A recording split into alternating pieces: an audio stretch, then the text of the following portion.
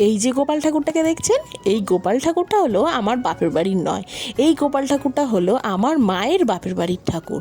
আমার দিদু যখন আমার বাড়িতে এসেছিল, মানে আমার বাপের বাড়িতে যখন এসেছিল ঘুরতে, সেই সময় ঠাকুরটাকে সাথে করে নিয়ে এসেছিল। তখন থেকে আমার মা এখন সেবা দিচ্ছে এই ঠাকুরটাকে। কিন্তু আমি যখন বাপের বাড়িতে গেছিলাম তখন এই ঠাকুরটাকে দেখে আমার মোটেও একটুকু ভালো লাগেনি। সবই ঠিক আছে, শুধু ঠাকুরটার গায়ের রঙটা কীরকম চটে গেছে, কীরকম কালারটা ডিসকালার হয়ে গেছে।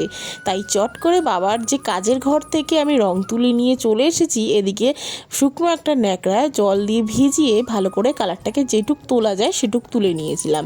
পরে আমি কালারটা চেয়েছিলাম আকাশি করতে, কিন্তু কোনো রকমভাবে কালারটা আমি আকাশি করতে পারিনি। দুটো রং মিশিয়ে যে আকাশি করব, সেই দুটো রঙই সেরকমভাবে ছিল না। যেহেতু বাবা অনেক দিন হয়েছে কাজ করছে না, তাই রঙগুলো প্রায় শুকিয়ে গেছে। তাই যা রং ছিল আমি সেইভাবেই করে দিতে পেরেছি যেটুক পারলাম।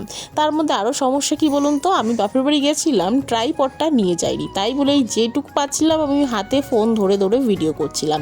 আর এই হলো ফুল কমপ্লিট লুকটা। লাস্টে আমি একদম একটু বার্নিশ দিয়ে আর একটু গোল্ডেন দিয়ে টাচ দিয়ে দিয়েছিলাম। দেখতে কেমন হয়েছে তোমরা কিন্তু কমেন্টের মাধ্যমে জানাতে পারো।